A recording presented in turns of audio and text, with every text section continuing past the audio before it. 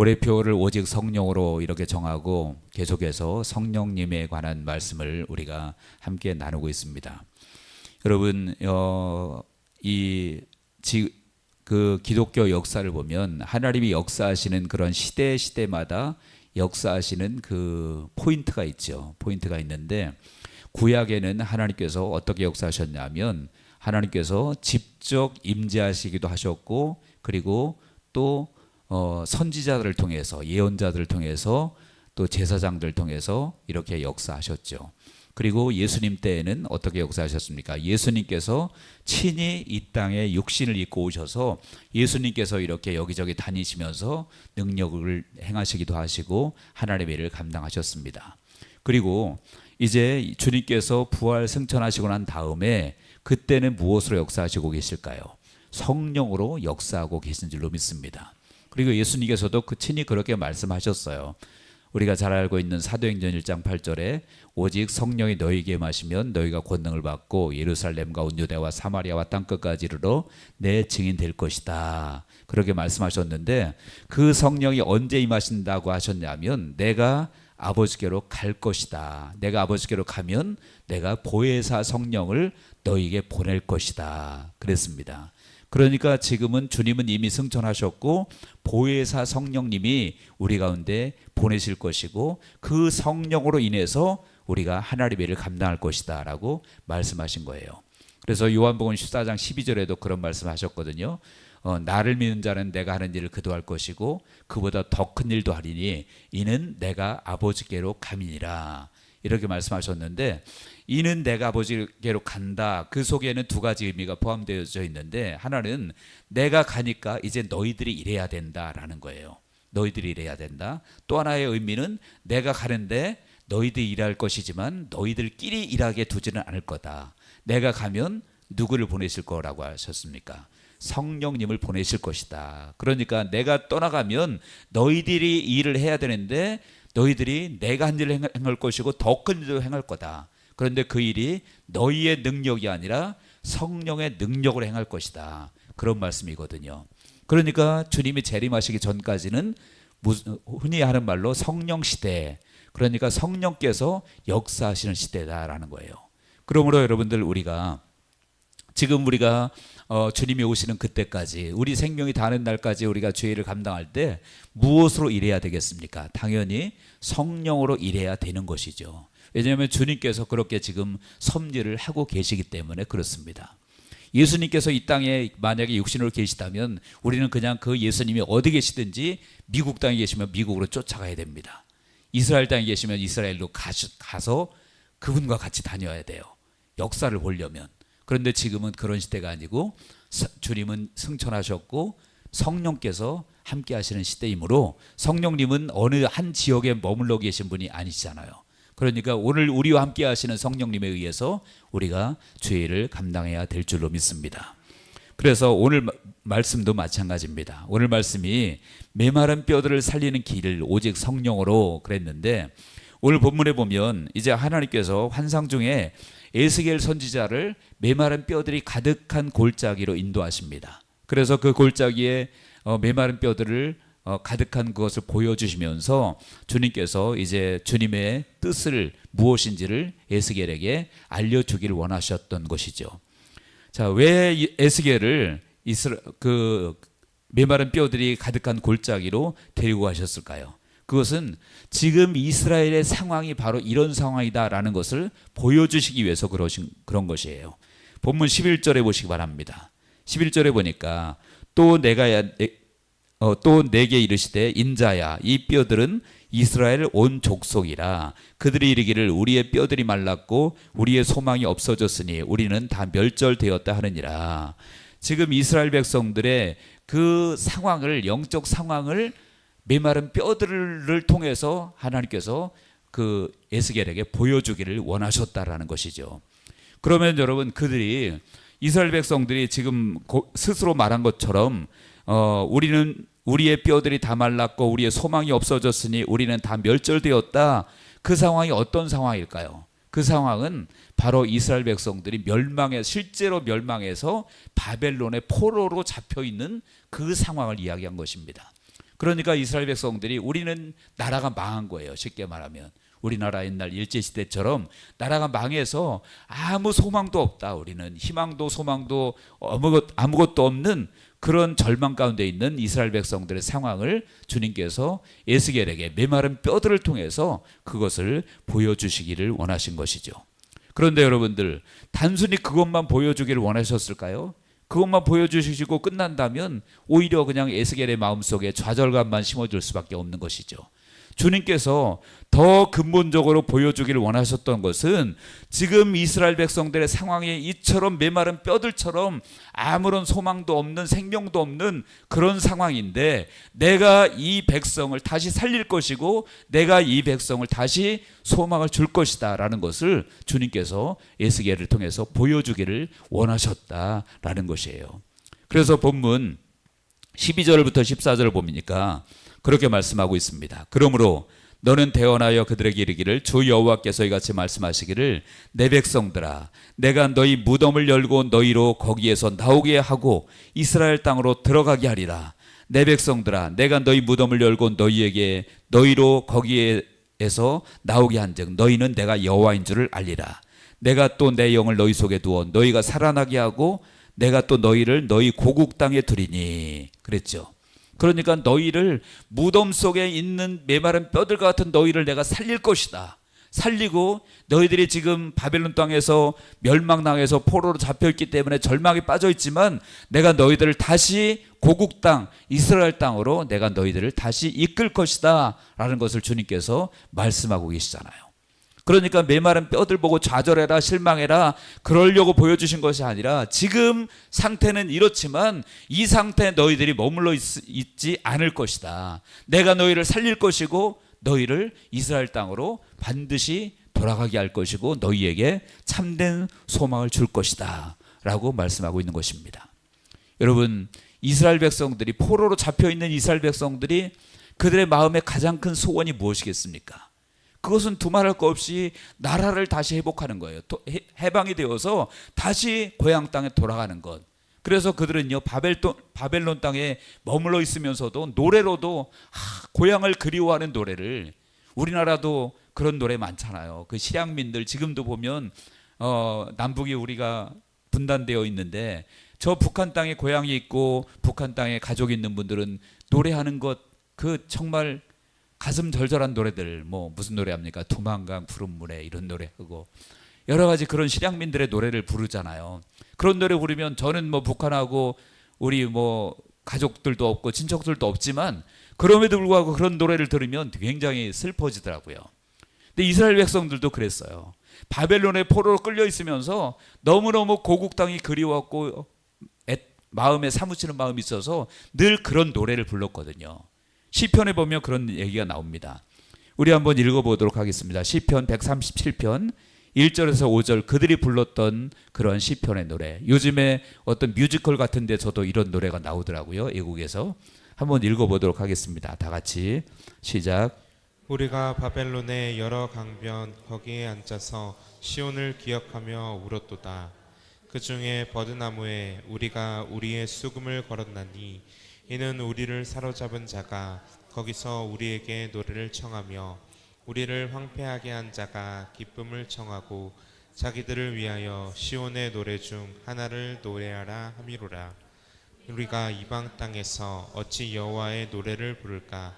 예루살렘아 내가 너를 잊을진대 내 오른손이 그의 재주를 잊을지로다. 아멘. 여기 보니까 그들의 마음이 절절한 마음이 그대로 들어져 있잖아요. 우리가 바벨론의 여러 강변 거기서 앉아서 시온을 기억하며 울었도다. 그렇게 말합니다. 끝에도 보니까 예루살렘아 내가 너를 잊을진데 내 오른손이 그의 재주를 잊을지로다 그랬습니다. 그러니까 그 시온 예루살렘을 기억하면서 그들이 사무치는 마음이 있었다는 얘기예요. 그래서 거기서 노래를 부르고 그랬다는 얘기죠. 옛날에 팝송도 그런 노래 있었어요. 여러분들 들어보신 분 계신지 모르겠는데 뭐 바드비리섬 바벨론 이런 거 들어보셨어요? 예, 그거의 그 노래거든요. 그래서 정말로 그만큼 시온을 예루살렘을 그리워하고 사무치는 마음으로 그들이 살았다는 얘기죠. 여러분, 그런 그들의 마음을 누가 제일 잘 아실까요? 하나님이 아신다는 거예요. 그래서 하나님이 아셔서 에스겔을 그들을 그 골짜기로 데리고 와서 그걸 보여주시면서 이스라엘 백성들이 이렇지만 내가 이대로 두지는 않을 거다.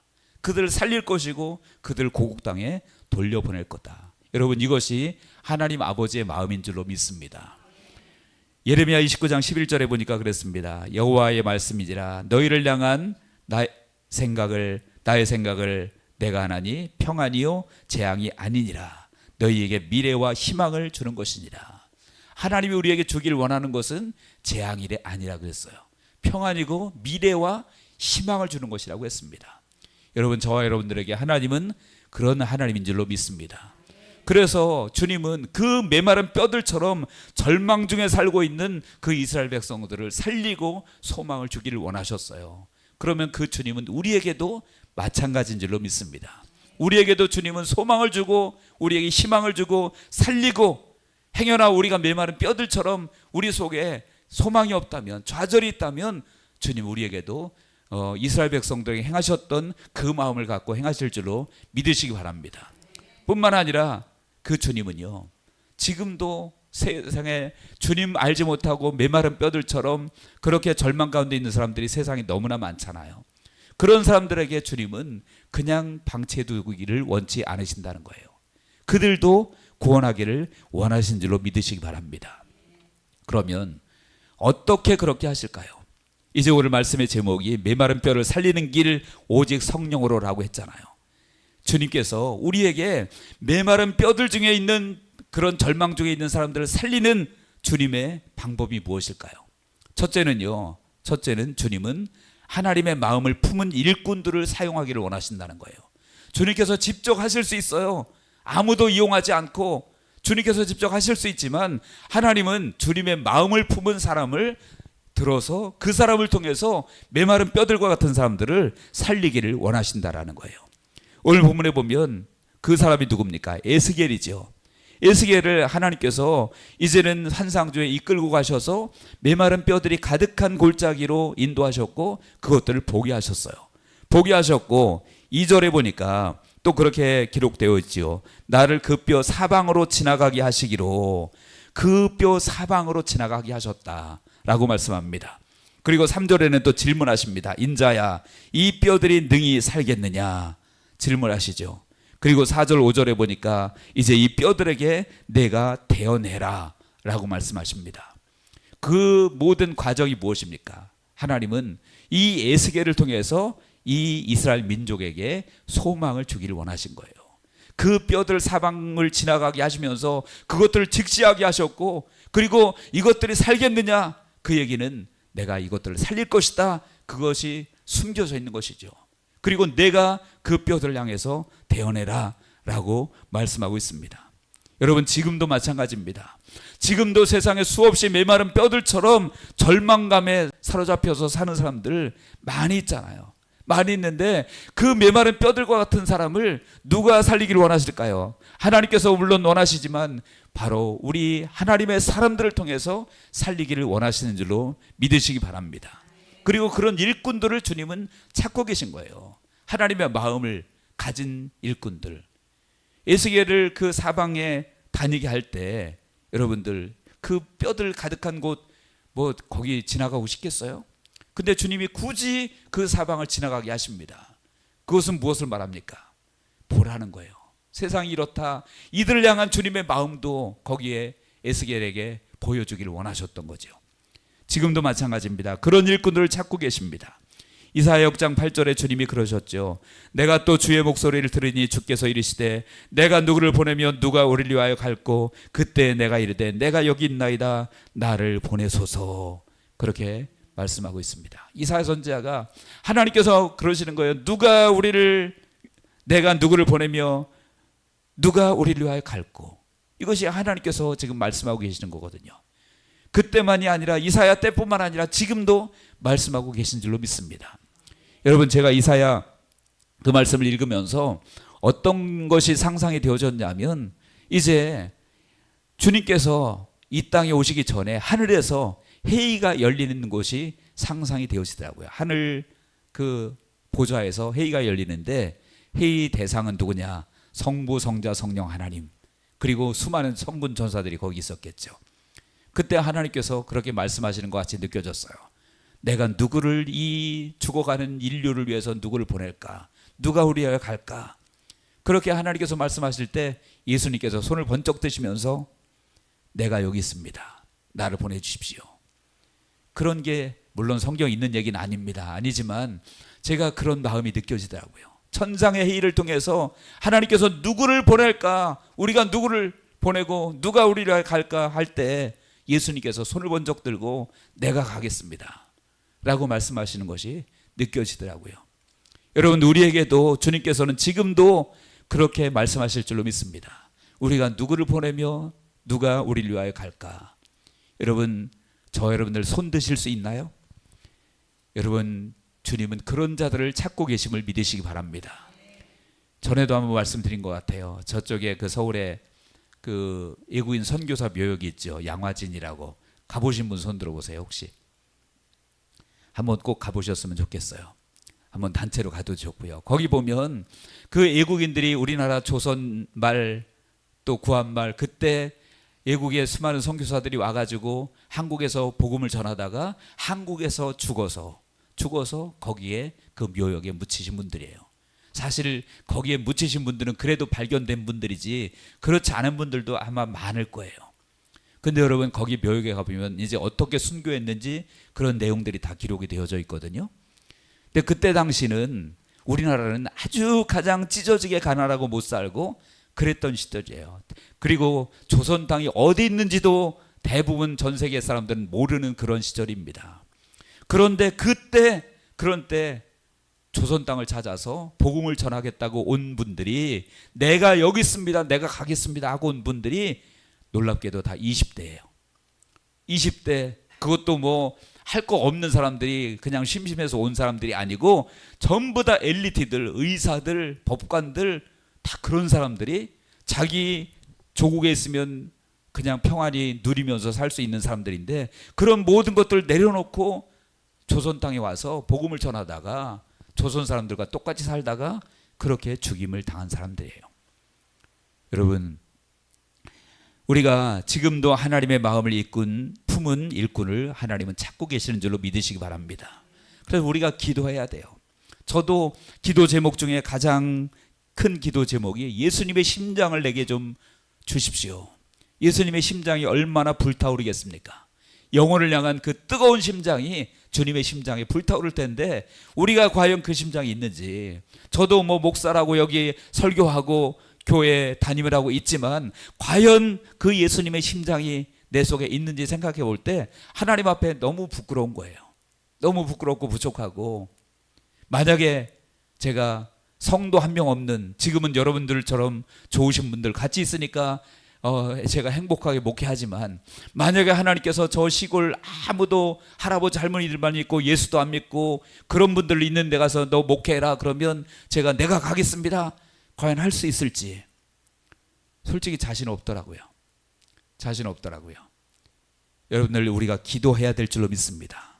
메마른 뼈들이 가득한 곳 가서 목회해라 그러면 제가 목회할 자신이 솔직히 없어요. 근데 주님은 메마른 뼈들 보여주시고 거기 사방 지나가게 하셨어요.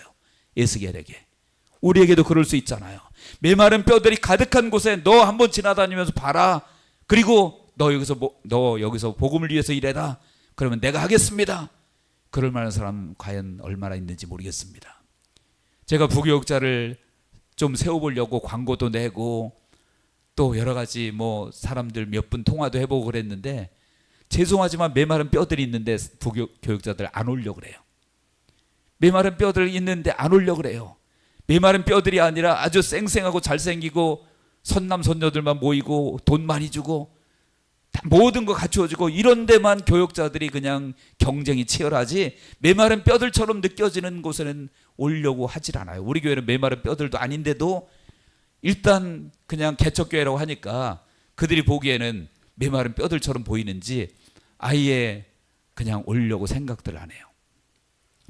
저 여러분들은 하나님께 부름받은 사람으로서 주님의 마음을 품은 일꾼들 되시기를 축원합니다. 그래야 그런 사람을 통해서 메마른 뼈들에게 소망을 주는 그러한 일을 하나님이 행하실 것입니다. 그리고 또한 주님은 어떻게 일하실까요? 하나님의 말씀을 들을 때 메마른 뼈들이 살도록 하십니다. 본문 4절에 보니까 그랬습니다. 또 내게 이르시되 너는 이 모든 뼈에게 대언하여 이르기를 너희 마른 뼈들아 여호와의 말씀을 들을지어다. 대언하라고 하시면서 뭐라고 하십니까? 여호와의 말씀을 들을지어다 라고 말하고 있습니다.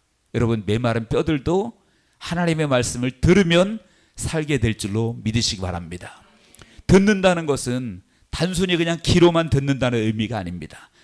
이제 히브리어 원어로는 샤마 이런 뜻인데, 이런 말인데 청종한다, 깨닫다 이런 뜻이 있습니다. 청종한다, 깨닫다. 다시 말하면 하나님의 말씀을 귀로만 듣고 마는 것이 아니라 그 말씀에 내가 청종하는 거예요. 깨닫고 순종하는 것을 말하는 것이죠.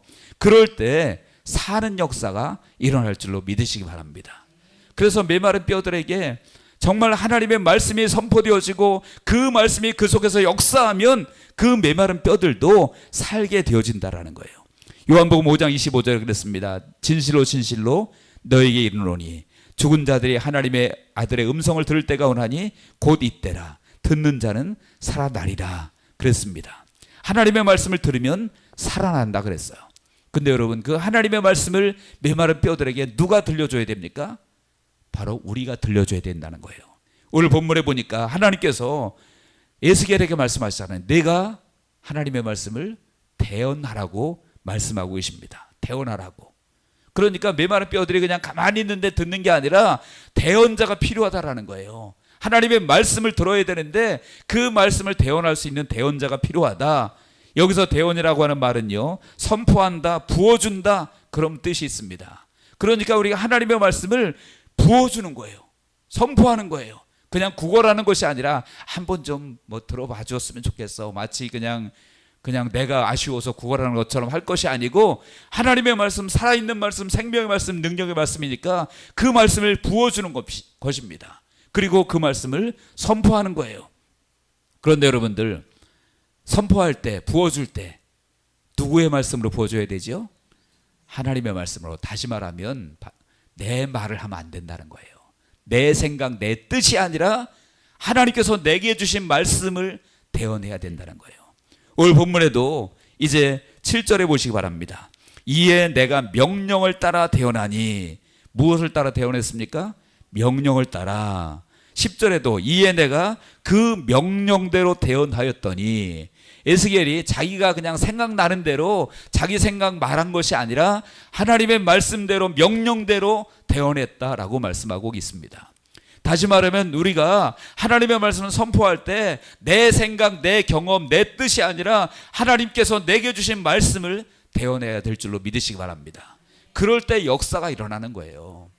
목회자도 설교하면서 그냥 온갖 세상 얘기만 하고 자기 얘기만 하고 그리고 끝나버리면, 그러면 성도들에게는 아무런 의미가 없는 것이죠. 메마른 뼈들이 더 메말라지는 거죠.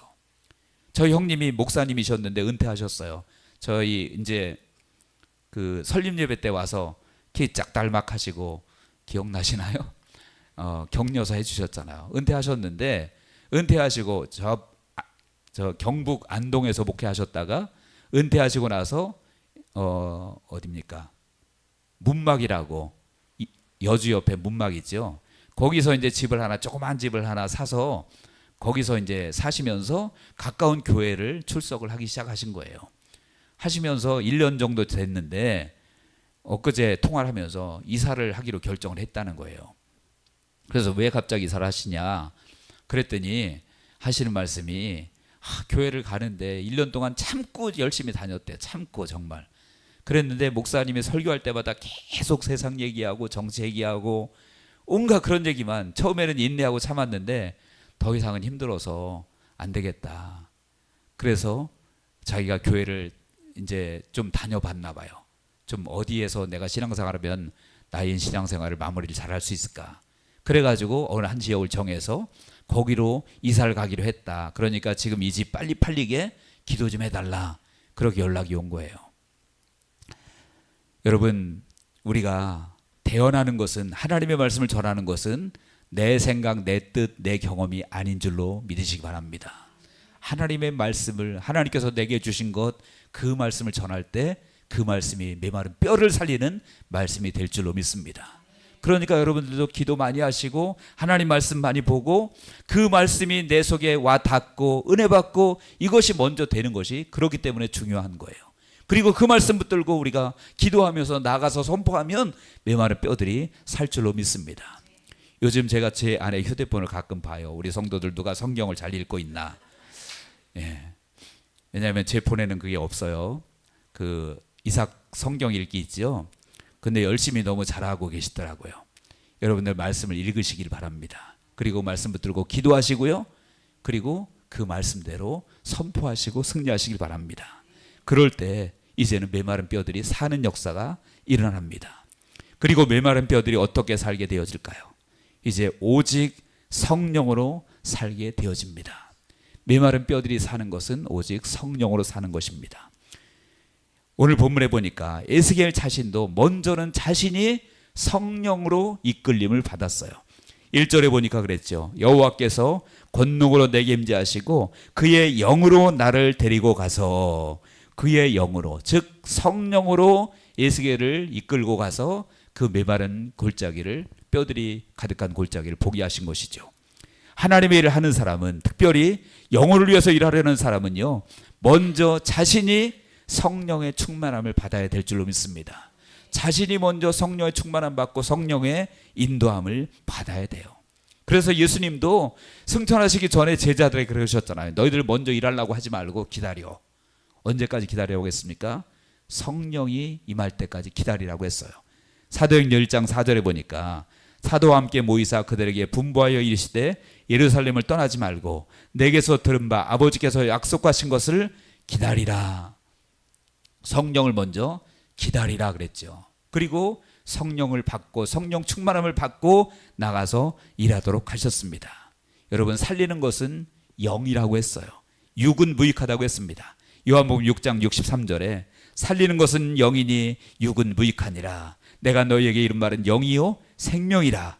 살리는 것은 영이라고 했습니다. 그렇기 때문에 우리가 성령의 기름 부음 받고 성령의 충만함 받고 나가서 선포할 때 메마른 뼈들을 살리게 되어지는 거예요. 여러분들 성령 충만 받기를 축원합니다. 그래서 계속 오직 성령으로 계속해서 얘기하는 거예요. 우리 교회가 전체적으로 성령으로 불바다가 되면 우리 교회가 세상을 바꾸는 교회가 될 것입니다.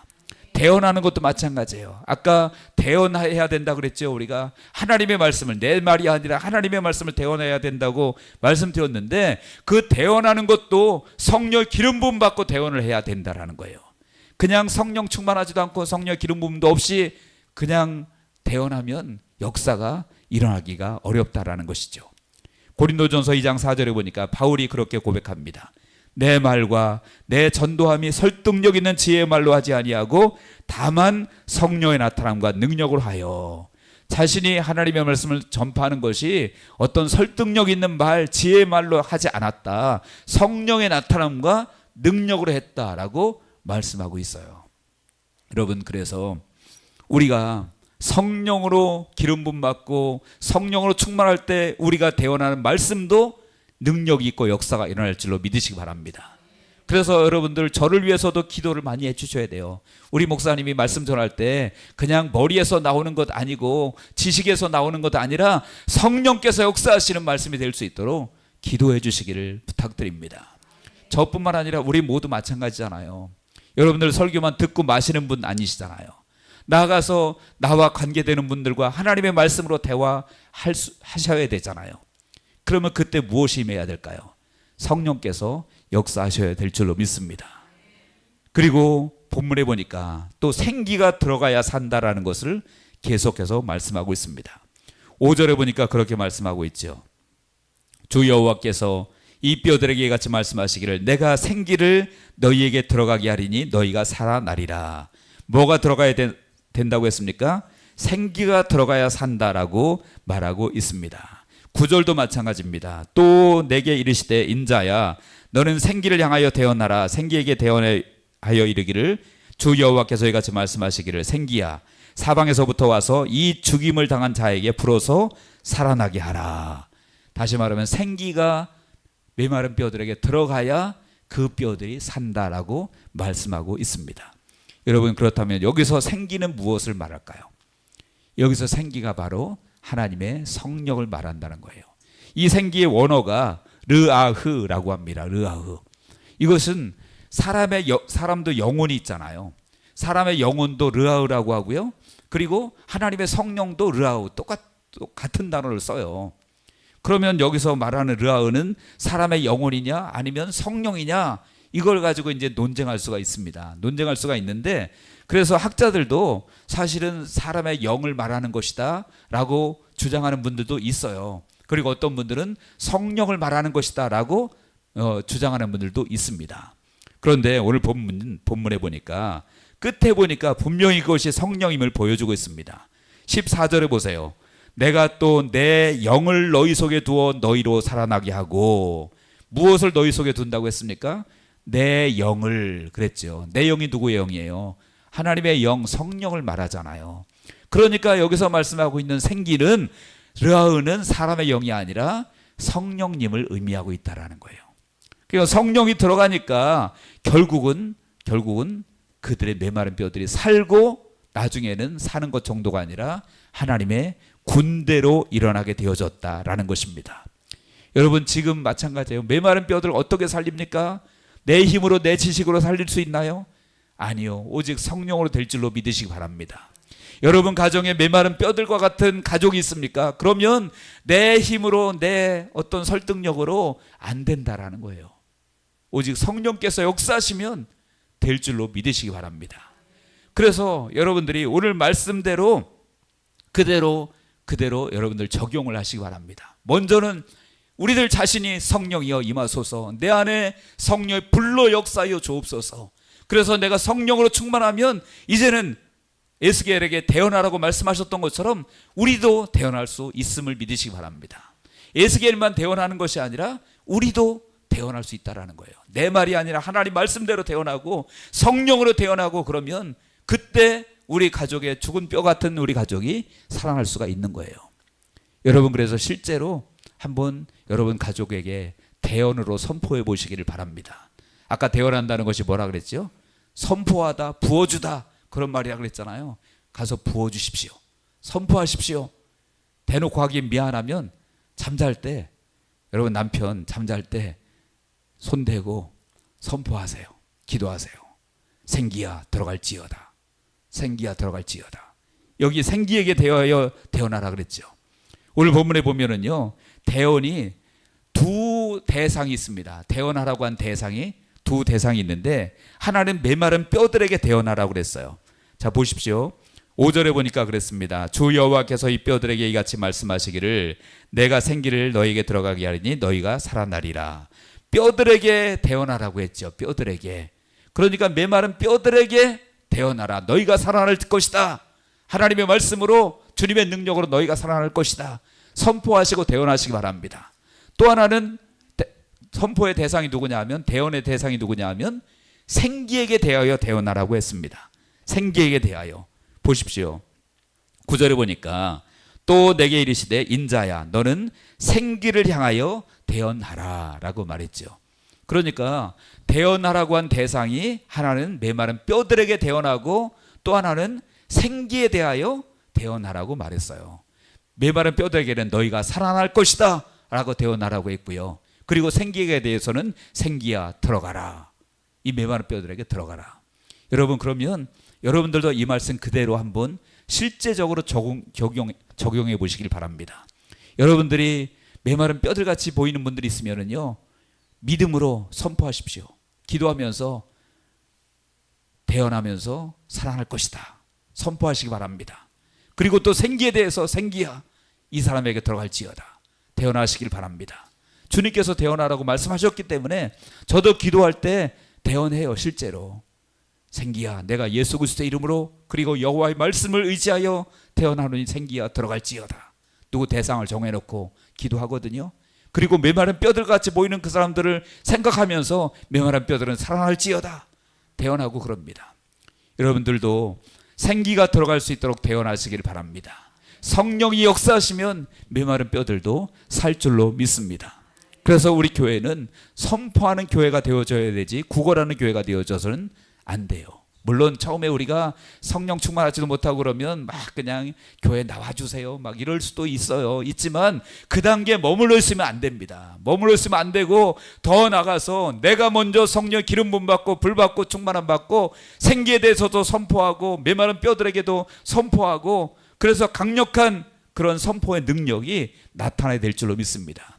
오늘 본문 보니까 실제로 에스겔이 그렇게 대언하니까 어떻게 되어졌어요? 결국은 그들이 다 살아나게 되어졌습니다. 살아난 것뿐만 아니라 어떻게 됐죠? 이제는 하나님의 군대가 되었다라고 말씀하고 있어요.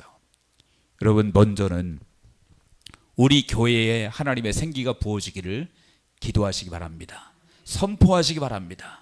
그리고 우리 교회를 통해서 죽어져 있는 메마른 뼈들과 같은 많은 사람들에게 하나님의 생기가 들어가도록 선포하시고 대언하시길 바랍니다. 그러면 하나님께서 놀라운 일을 행하실 것입니다. 놀라운 일을 행하시고 하나님의 군대로 일어나게 될 줄로 믿습니다. 그래서 우리 교회는 그냥 믿는 백성 정도가 아니라 하나님의 군대가 되어졌으면 좋겠어요. 군대는 무엇입니까? 군대는 지키는 자이고 원수를 물리치는 자잖아요. 그러니까 우리가 군대가 되어지면 우리 교회는 정말 원수마귀가 발붙일 곳이 없는 그런 교회가 될 것입니다.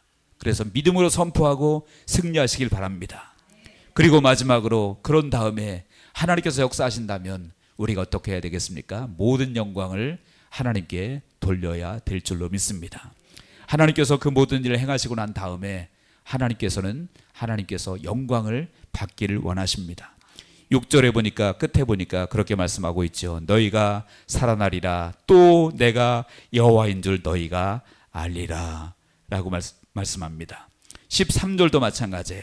끝에 보니까 너희는 내가 여호와인 줄을 알리라 라고 말씀하고 있고요. 14절 중반 이후에도 보니까 나 여호와가 이 일을 말하고 이룬 줄을 너희가 알리라. 여호와의 말씀이니라. 모든 것을 누가 했다고 말씀하고 있습니까? 내가 했다. 여호와께서 하셨다라고 말씀하고 있어요. 그것을 너희가 알아야 된다라고 말씀하고 있는 것입니다. 여러분, 이 사실이 너무너무 중요해요.